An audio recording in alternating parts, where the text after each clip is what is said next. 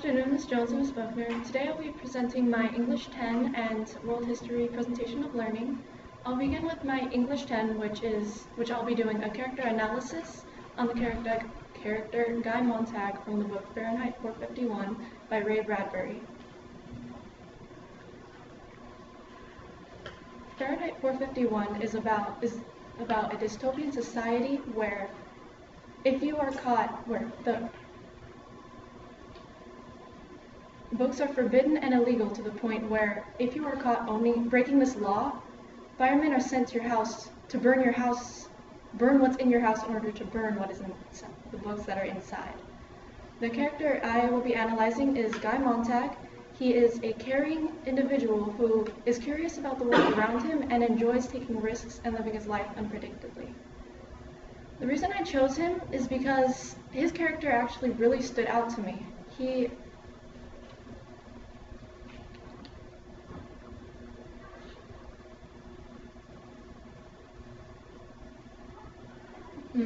By the end of the book, the way his character changed really was in a way that I wouldn't have predicted. He actually ended up thinking and acting for himself rather than what was considered right by society, which is why I liked him. "You're not leaving her here," he protested. "She won't come. Force her then." Media raised his hand in which concealed the igniter. "We're due back at the house. Besides, these fanatics always try suicide. The pattern's familiar." Montag placed his hand on the woman's elbow. "You can always come with me." This quote, in summary, is about how Montag refused to let this woman burn alive. Despite her breaking the ultimate law, and despite his job, Montag still cared for her life, and her life still mattered in his eyes.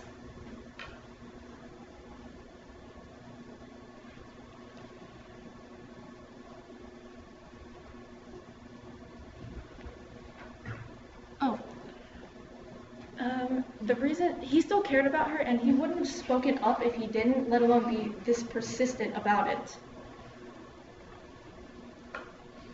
He kept moving his hand and dropping books, small ones, fairly large ones, yellow, red, green ones.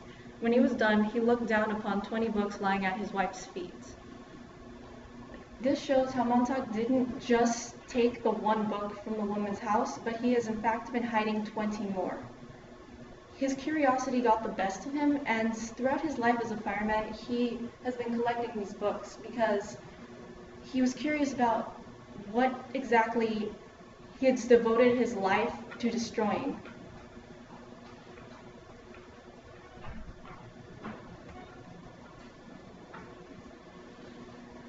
"I can get books. You're running a risk. That's the good part about dying. When you've got nothing to lose, you run any risk you want." Montag now has accepted the fact that going against the government is technically a death sentence. He's lost Clarice, and he's realized that he doesn't actually love his wife and is overall unhappy. So he realizes that he's got nothing else to lose.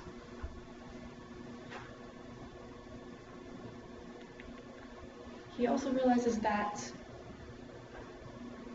trying to overthrow firemen and revive these books is an extremely risky task, but he still goes after it and tries to pursue it in order to better the world. This concludes my English 10 presentation of learning, and I will continue on to my world history. No, that was the wrong thing.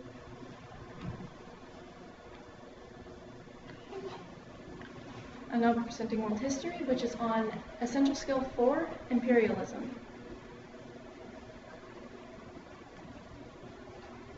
My thesis statement for this topic is the causes for imperialism included ideological and religious, political and exploratory, and economic.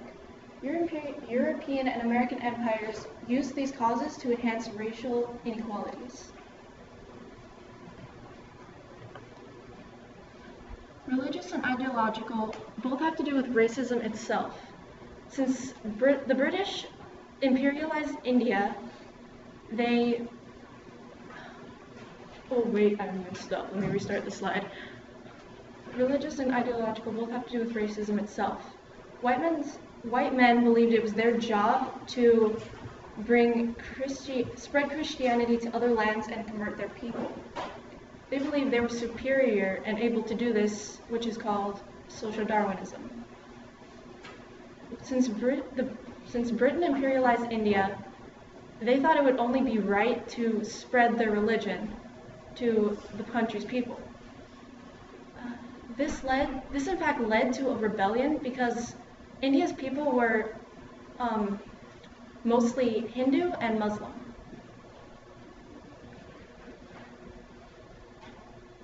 White men believed that they did this because their skin color was considered impure and dirty, and that converting them will help to cleanse them. The British were really rude and disrespectful to the Indians, and because of this, they had no political rights or freedom.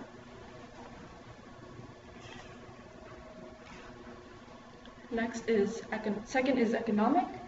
Economic means to imperialize a country for its resources, taking those resources, then selling them back to the country they were stolen from. In 1820, when the US began planting sugar plantations in Hawaii, was an example of this, because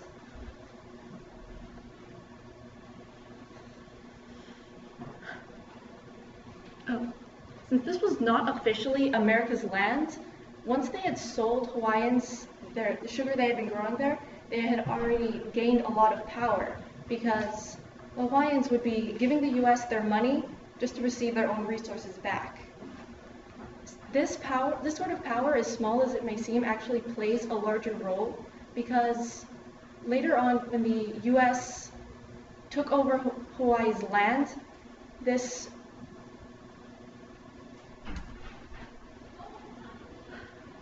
expanded their empire and fueled their illusion that they were superior because of their race.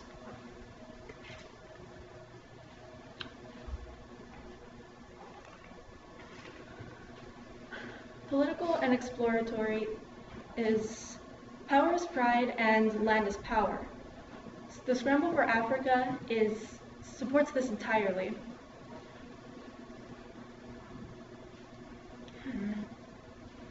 Let me start this over again, sorry. Political and exploratory is power is pride and land is power. Europeans viewed other countries as undiscovered and needing to be explored. So they imperialized them and took their land, expanding their empire. The scramble for Africa supported this entirely. What the scramble for Africa was that Europeans rushed to claim Africa's land.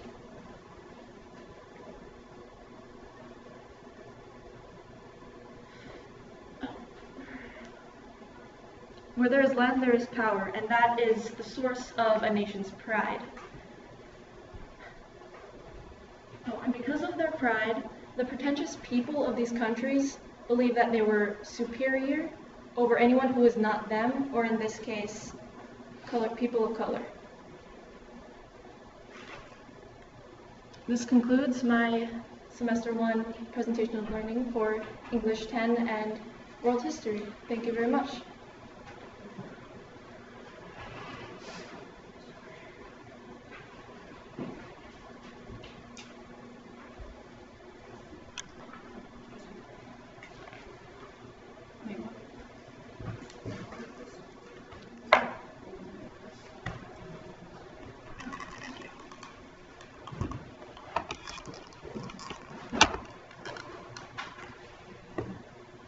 Which one do I do first?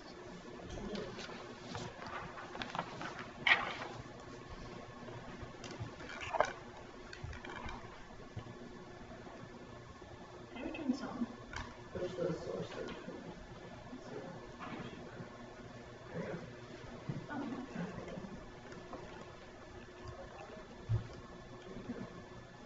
This is so confusing.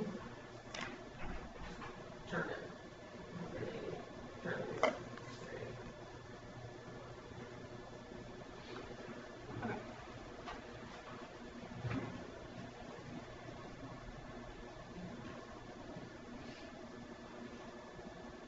Oh, sorry. Okay, so how I did this was I first read the quote that was given to me and annotated it to help me better to understand its meaning and the different sections of it.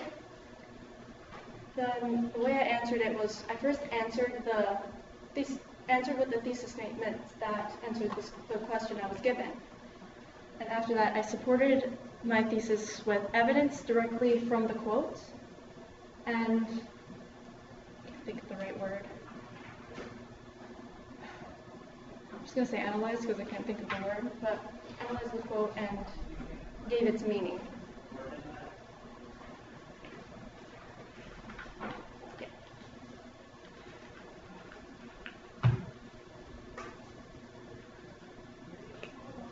Where is your analysis? You mean the thesis? No, your analysis. Oh, analysis is right here.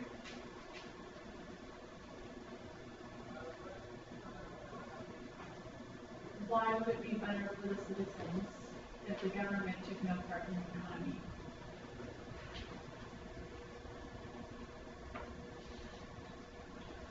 I don't know how to answer that.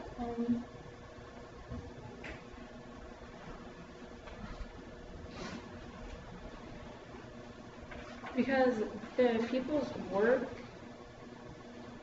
I don't know how to support it with evidence from here, but people's work should be their own private thing.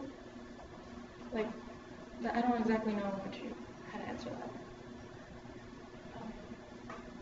Why did you write that in your analysis? What do you mean?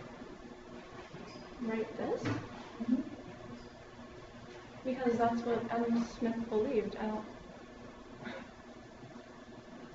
Okay, so in analysis, you're talking about what it means. So you're saying that it would be better for the citizens, and then why does it matter? So the analysis is incomplete because you need to have that line. Okay. So, Mitch, do you want me to like answer that? Okay. Well, like I said, I don't exactly know how to answer that because this is not what.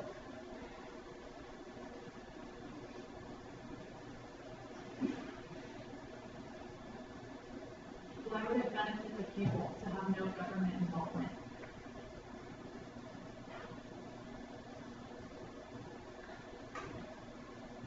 I don't know.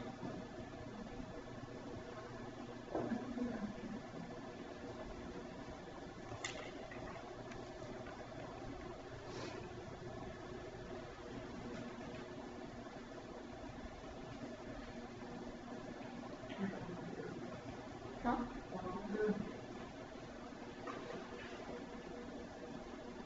Okay, so the way I did this was I first took each word and decided what part of speech it was. Then from there, broke it down into different phrases, and then from there, decided if it was an independent clause or dependent clause, which if it can stand alone in a sentence or depended on one that can, and then that's what makes up a sentence. Why is there no comma following it or before it? For and? Because those are just, it's not listing something. They're just saying these two, it destroys families and trust funds, which is two different things. So it wouldn't be one.